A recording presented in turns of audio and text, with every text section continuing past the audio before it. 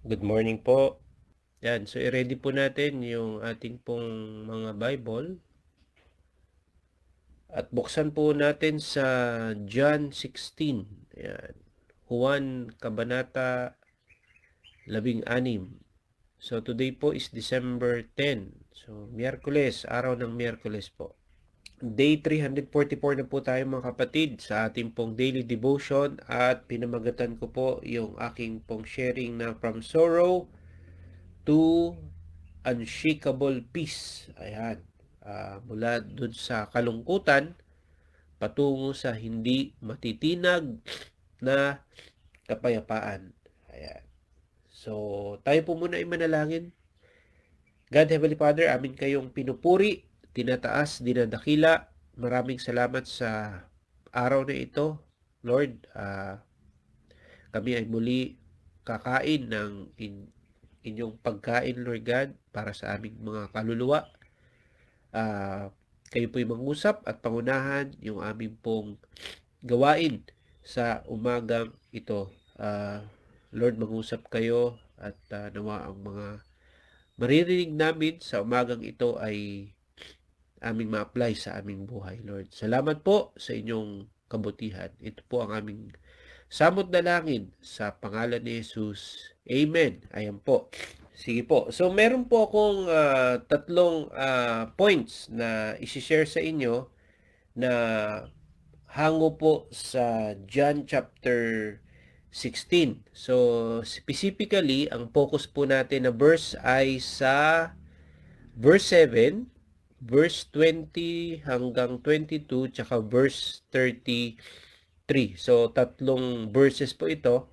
Ayan. So, and yun nga, no, sa akin pong pagbasa at habang inaaral ko nga po, no, itong John 16, bumalik po sa aking alaala, no, yung aking pong pag-alis sa aming pong probinsya, no, 32 years ago para po mag-aral po dito sa Maynila. Ngayon, tinatanong ko po yung aking sarili, ano kaya po yung naging kalagayan ng buhay ko kung nanatili po ako doon sa amin.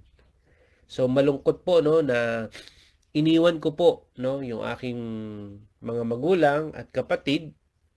May mga sakripisyo po na ginawa, pero masasabi ko po, no, na worth it naman ang naging journey, no, ng aking buhay. Siyempre po sa patnubay ng ating may kapal, at masasabi ko po na ang aking pamilya po, no, ay proud naman siguro, no, sa akin, sa kung ano po ang nangyari sa aking pong buhay. Ngayon po, balik po sa devotion, no, natin sa chapter 16. Ramdam po natin yung kaparehong atmosphere na meron pong kabigatan sa pakiramdam ng pag-alis, no. At sa ating nga pong talata, atin pong mababasa na dito po, no, sa moment na ito ay nire-ready na, no, inihahanda na ng Panginoong Hesus ang kanyang mga alagad sa kanya pong pag-alis. So, ma-imagine natin na meron pong kalituhan, meron pong pagkabalisa, pagkalungkot, no, sa part ng mga alagad ng ating Panginoon, dahil nga po na-mention niya na siya ay aalis na, no. Pero binago ito ng Panginoon, no, yung kanila pong pananaw. Sabi niya na ang kanyang pag-alis ay sa katunayan po makakabuti po para sa kanila. So bakit po makakabuti ang pag-alis ng Panginoon? Baga, bakit makakabuti na iniwan niya, no? Iiwanan niya na yung kanyang mga alagad. Dahil nga po, no, ito po ay magbubukas ng daan para sa mas malalim, no, na relasyon sa kanya. Hindi ibig sabihin po na dahil iniwanan sila ng Panginoon ay pinabayaan na sila, no? So sa umagang ito, ay tingnan natin, no, yung i-share ko po sa inyo na 3 points o masasabi nating promise, pangako ni Lord na kapag tayo po ay humarap, no, kasi siyempre pag tayo iniwanan ay naku, magiging okay, nakakalungkot, 'di po ba? Pag tayo po'y iniwanan ng someone na close sa atin, na mahal natin sa buhay, 'di po ba? So, nalulungkot po tayo. Pero minsan, no, may mga benefits po 'yun, 'di ba? So, ano kaya yung pupuwede nating makuhang pangako ng ating Panginoon, lalo na kung tayo po ay humaharap sa siyempre uncertainty ng buhay, yung walang katiyakan o kalungkutan. So, kung may mga ballpen po kayo diyan mga kapatid, puwede po ninyong isulat, yung point number 1 ay yung advantage ng presensya ng Holy Spirit. Ang bentahe, ang pagkakaroon ng bentahe ng presensya ng banal na Espiritu. So kung babasahin po natin ang verse 7, sabi ng Panginoon, "Gayunman, ang katotohanan ang sinasabi ko sa inyo, ang pag-alis ko ay sa ikabubuti ninyo. Sapagkat kung hindi ako aalis, hindi paririto sa inyo ang tagapagtanggol." So sa ibang version po, tagapayo, which ang tinutukoy dito ay ang banal na Espiritu. Ngunit kung ako ay umalis, isusugo ko siya sa inyo. So, ano po ang unang pangako o truth na makukuha natin dito? Siguro pwede ko kayong tanungin. May pagkakataon po ba na hiniling ninyo na sana, no, physically ay kasama ninyo o kasama natin ang Panginoong Hesus? Meron ba sa inyo na naisip na sana physically kasama ko si Lord, no, sa buhay ko? Iniisip natin siguro na kung nakikita ko lang, no, sana si Jesus, mas siguro mas titibay ang aking pananampalataya sa kanya. Ganun ba? Meron ba kayong naisip na ganun? Sumagi ba sa isip nyo na sana nandito kasama ko si Lord niya, nahawakan ko siya? Siguro pag nandito siya, katabi ko siya, titibay siguro talaga ang pananampalataya ko. Pero alam niyo po, sinabi ni Jesus na mas mainam, no, na wala siya. Parang ganun yung sinasabi niya dito, no? Hindi ibig sabihin na wala siya physically, kundi importante po na nasa loob natin siya. Ano ibig sabihin niyan? Nasa atin ang banal na Espiritu. Bakit po? Kasi 'di ba, bilang mananampalataya, tayo po ay naniniwala sa Trinity, 'di po ba? Yung sinatawag na isang Diyos sa 3 persona, yung Ama, Anak at ang Espiritu Santo, yung banal na Espiritu. Kaya ano po yung application? Yung application sa atin dito na ang Holy Spirit is not just a force, no? Hindi lamang siya puwersa, no, na yes, hindi natin siya nakikita. Pero sa katotohanan, siya po ay isang persona, di po ba? Siya ay isang persona na gumagabay sa atin, sumasaway sa atin, at umaaliw sa atin. Siya yung presence ng Diyos na wala siyang limit sa time, wala siyang limit sa oras, no? Kaya nananalangin tayo lagi, gumagabay tayo lagi sa kanya na parang hindi ko alam kung ano sasabihin ko, pero di po ba mga kapatid, no? Nagugulat tayo na, ay, ramdam ko yung presence ng Holy Spirit sa akin.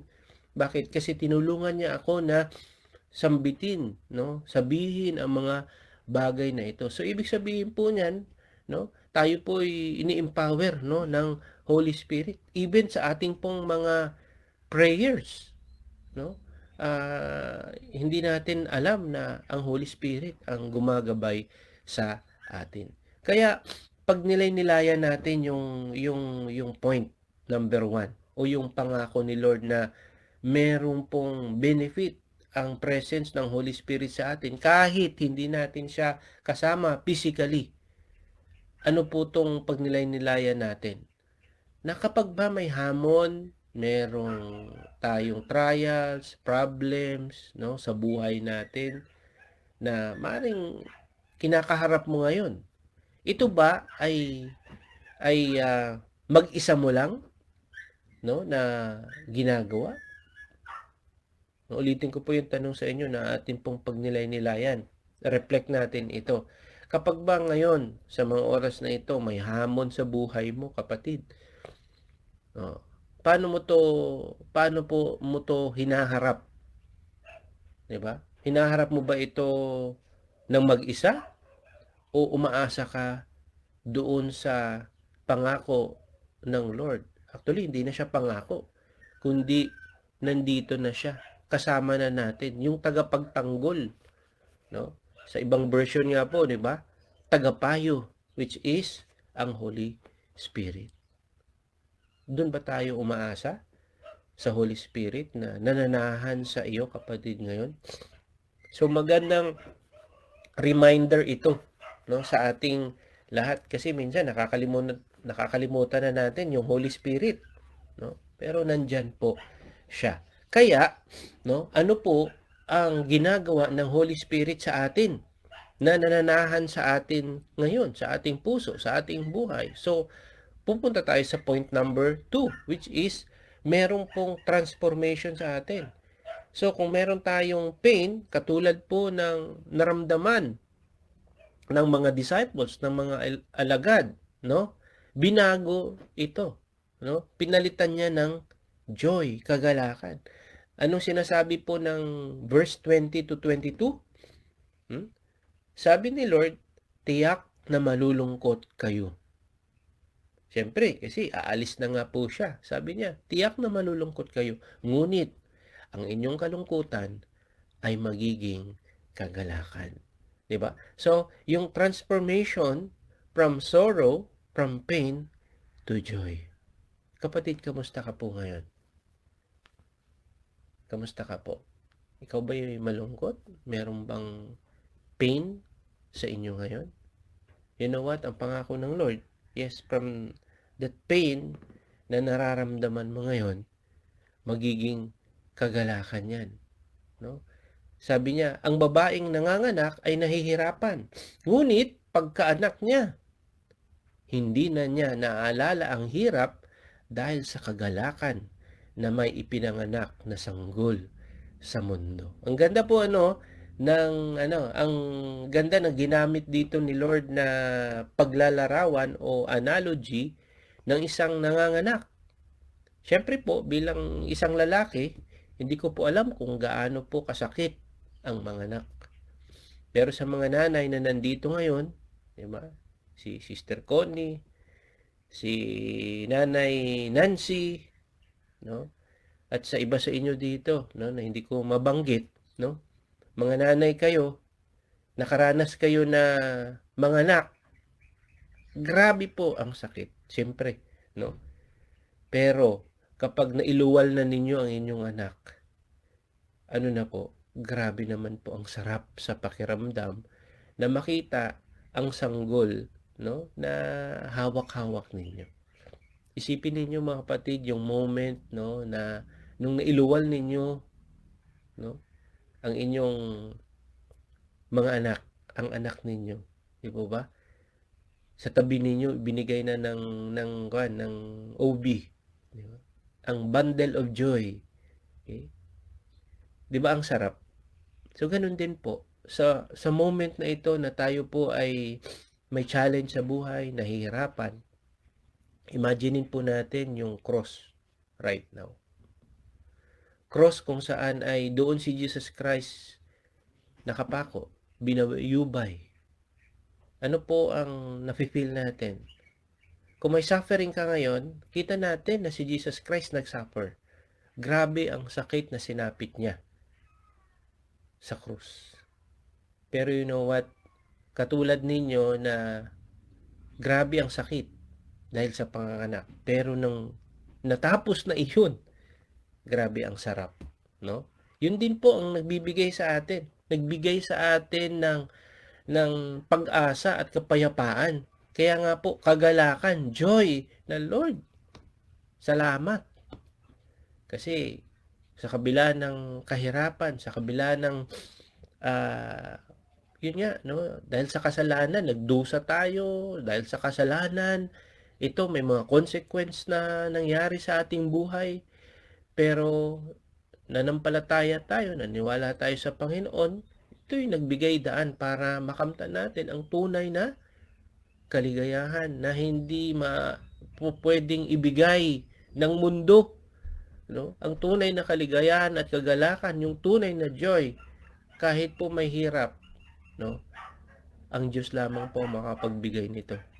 Dahil sa bagong buhay na katulad ng bundle of joy na nakita po natin, no? Ang sarap. Kaya ano po yung application na sa point number 2? Na as Christian, no? Christian joy is not the absence of pain.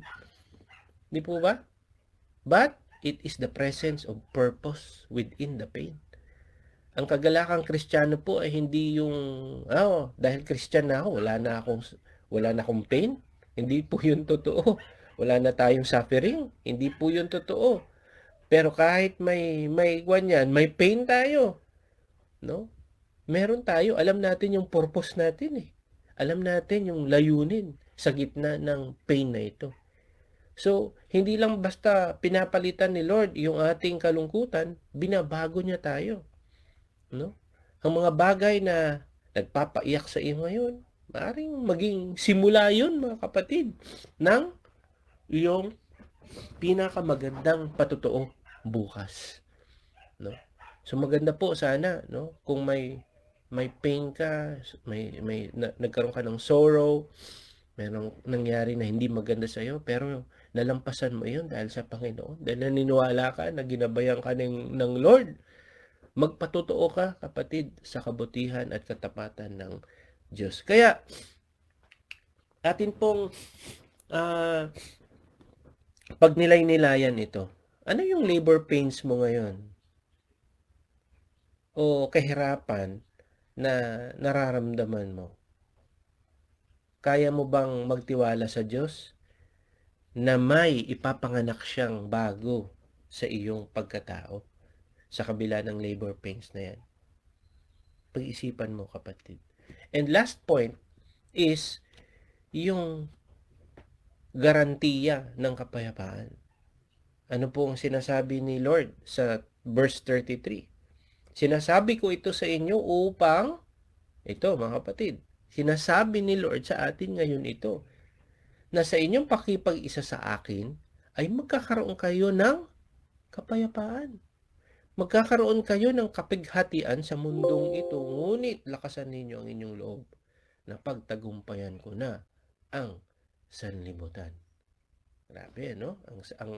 Ang nakakabigay talaga ng kapayapaan, ng joy itong sinabi ng Lord sa atin. 'Di ba? Ito talaga ang reality ng buhay kasi na sinasabi ng verse. O anong makikita nating realidad ng buhay sa verse na 'to, no? Dalawa ang ginagaranti ni Lord. Merong problema.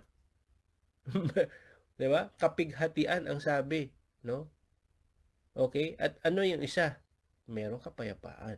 Kala natin puro problema na lang ang buhay, pero may kapayapaan tayo sa kabila ng mga problema. Ang problema ay hindi maiwasan dahil bakit? Nasa magulong mundo tayo eh. Nasa broken world tayo eh. Pero ang kapayapaan po ay posible dahil nasa iyo, kapatid, ang tagapagligtas na na nagtagumpay na. Amen? Kaya ano po yung application natin, mga kapatid? No? Ang kapayapaan po ay hindi matatagpuan sa buhay na walang problema. Ang kapayapaan po ay matatagpuan lamang kay Jesus. Tandaan natin yan, kapatid, ha? Okay? Kaya sa umagang ito, simulan natin, no, na isipin na ang peace sa kabila ng ating mga pagsubok na kinakaharap ngayon, matatagpuan lamang kay Jesus.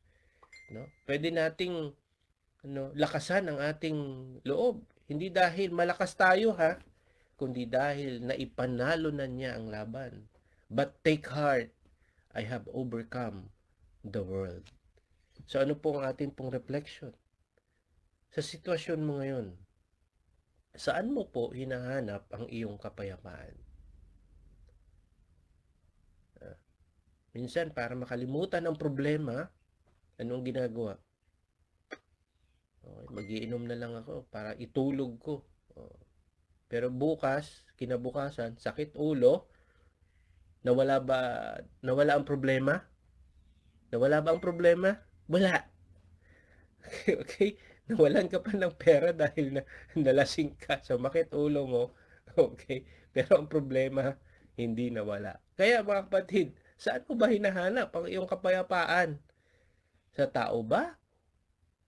Sa bagay ba?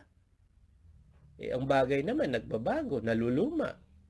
O kay Kristo na hindi nagbabago. Yun po nawa kapatid ang atin pong pagnilay-nilayan, no? Ang manalangin tayo, no, na ang banal na espiritu ay patuloy po na mangusap sa ating lahat. Mahaba po ang John 16 pero I encourage you to read it dahil para makuha at maintindihan po niyo yung sinasabi ko po at sinishare ko po dito sa inyo. So, mga kapatid, as I end, hindi po ipinapangako ni Lord, no, ang madaling buhay, pero ipinapangako niya ang buhay na may gabay siya. Ipinapangako niya na papatnubayan niya tayo. Kaya nga po merong Holy Spirit, no? Merong masayang ending din 'yan, no? Bakit? Kasi napagtagumpayan na niya, no? Okay? So, take heart, mga kapatid. So, tayo po ay manalangin. Okay, let's pray po, mga kapatid. So, pwede niyo po ba akong samahan na manalangin din? And let's thank the Lord for this moment na ang Holy Spirit ay tunay na nangusap. Hindi po ako ang nagsasalita, kundi nangusap sa atin ang Diyos mismo. Nagre-remind sa atin na napagtagumpayan niya na ang lahat sa krus ng Kalbaryo. Namatay ang ating Panginoon para sa atin. At sa kabila ng mga pain, sorrow, problems, meron tayong joy na alam natin kasama natin ang Panginoon. Yes, Lord God, Heavenly Father, amin kayong pinupuri. Maraming salamat po dahil kayo po ay nandyan lagi. Salamat Panginoon na sa aming pong devotion ngayon through John 16, ni-remind niyo po kami Panginoon na Lord, yes, may kalungkutan sa buhay dahil may problema, pero nangako kayo. At yun nga po, binigay ninyo at pinadala ninyo ang tagapagtanggol, ang tagapayo, ang banal na espiritu na siyang laging nandyan para gumabay sa amin. Thank you, Lord, sa pangakong ito. Yes, napakadami pa po ang pwede naming makuha at mapulot ng mga lessons from John 16. But I know, O Lord, na through this word, ni-remind niyo po kami, Panginoon, na kami po ay victorious na dahil kayo po ay naging victorious sa krus ng Kalbaryo. Lord, thank you for the peace.